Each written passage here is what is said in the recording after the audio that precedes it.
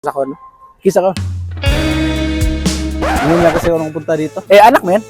Yung naka-green? Nasaan mo yung papa niyan? Wala na, parang wala po ka na sa bahay. Pero may asawa na yun, kaya di ako punta dun. Kakahiya kasi yung doon ako titira. Eh, anak mo yan? Yung naka-green? Anak mo yan? Nasaan mo yung papa niyan? Wala na po eh. Wala siya, wala kayo anak. Parang wala po ka na sa bahay. Wala asawa? Kayo lang dito, yung anak mo. Oo. Kasi maraming tao. maraming tao din. Tapos may mga playground din, no?